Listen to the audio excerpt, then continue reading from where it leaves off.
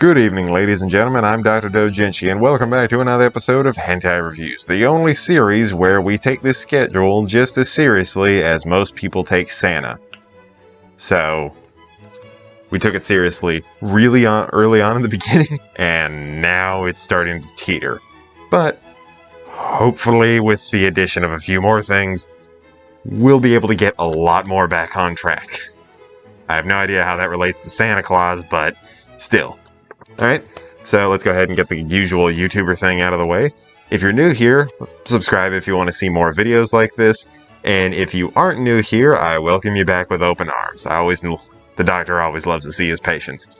So, today we are going to be looking at episode 1 of a little series called Kiss Hug, running at 19 minutes and 58 seconds long, with a total of 9 tags, of which, with 9 tags, notable of which are vanilla, the cream filling, and the other thing you can use your mouth for, other than eating and talking.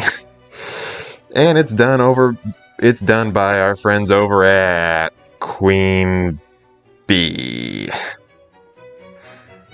Okay, so I've already answered one of my questions that's going to be for this, but let's go ahead and kick it into gear.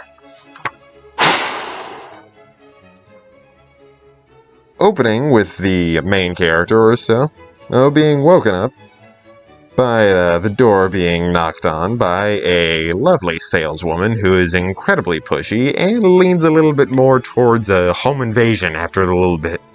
The kind of whole thing where they say, "Knock, knock, I want to ask you about this," and then he opens the door saying, "Hey, what the fuck? It's like 9 in the morning. What are you trying to do?" Oh, and he says, "No, I don't want it." So he closes the door, closes it right on her boobs. And she's like, "No, I don't want this." And he's like, "Oh shit, I didn't mean it." And he opens the door back up. And then he just decides, you know what, out of pity, I'll let you try to give me this sale. In which case, he does what you're not supposed to do, and he invites a salesperson into his home. Now, if you're American, you know that that is a dangerous thing to do, because that motherfucker is a virus, and they're gonna start doing shit that you're not gonna like. With sales tactics that you might think are scummy, but fortunately for this guy, he gets one of the better ones that doesn't exactly lead to anything horrible, you know? Turns out she's selling a sex improvement serum that when drank, can improve certain qualities about the male physiology, in which case she offers him a free trial in order to do so, which leads to our first scene. Scene number 1, running from 2 minutes and 45 seconds to 7 minutes and 20 seconds. Decent length. I think about 4 minutes and the majority of it. I want to do the math, but I also don't want to do the math. And the series, and that portion of it ends with him having to, him end up going for the subscription, and then finding out later it has a scummy clause in it where if you want to cancel your subscription, it's going to cost about 500,000 yen, which in American is roughly translated to 5 grand. I'm not 100% sure. I don't know the exchange rates, but I know it's something similar to 100th of what we have. So, that's an L on his part, but don't worry, he's gone for another one, because soon after, he gets to be woken up by 15 more pretty saleswomen. And given from where he lives, I don't think he's going to be able to afford it. But enough about that sorry bastard. Let's go ahead and jump into part 2 of episode 1, because anthology series definitely need to be split up into 2 parts for this ADHD syndrome that literally everybody has where they can't pay attention to anything. I'm not calling anybody out. I'm calling myself out more than often. When you don't have enough money to get diagnosed for ADHD, you have to diagnose yourself. Sure, it's cringy when you say it out loud, but I still don't have the money to get diagnosed. So I'll just live with these weird thoughts and hopefully shit will get different. Moving on. It kicks in. It then cuts over to a new main character with an old childhood friend of his. You already see where this is going. This is a hentai review, but this is just on the nose. In which case, I have shit handwriting is what I'm reading right here. Here. They set up for a meal, if you will, and after eating, he showers and she asks if she can sleep in the same bed with him. Because they're sharing the room for a little bit before he leaves. In which case, there's some awkward tension that turns into sexual tension as she makes her move. There's a little bit of running around, a little bit of foreplay movement, kind of hands above everything, in which case it moves into scene 2, running from 13 minutes and 15 seconds to 16 minutes and 40 seconds. Not super long, a little over 3 minutes. And then he wakes up to breakfast and roll credits. Now, to say that was a short one would be... yeah, okay, Jesus Christ, we're only at the 6-minute point.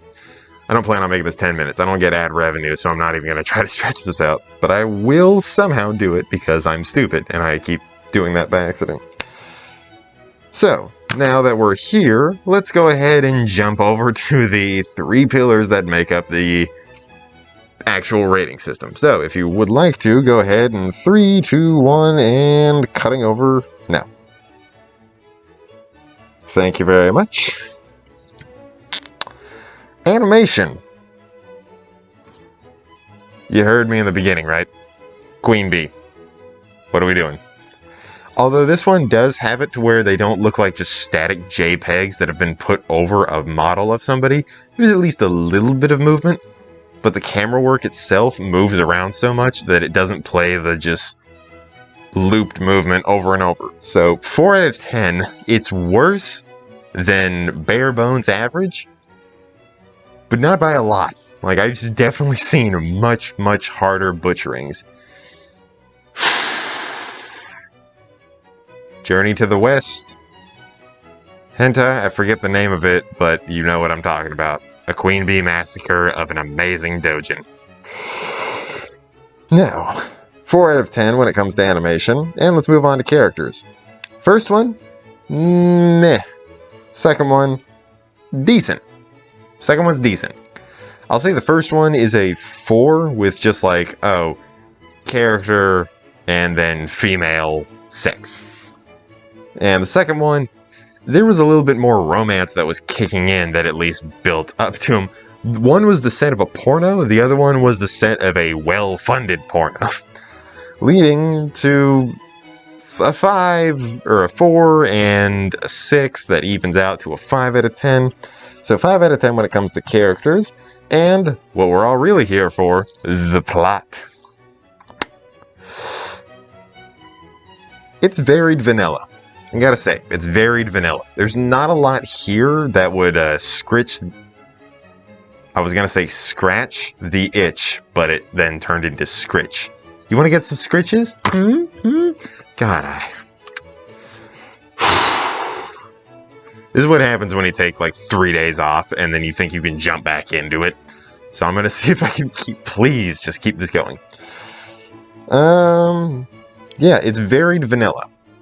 It doesn't scratch any of the crazy itches, but if you're looking for vanilla and then you go into this and you're not looking for like high quality in any sorts of scenarios, like you're not looking for characters to be like, or you're not looking into anything else, this really isn't that bad, at least for this department.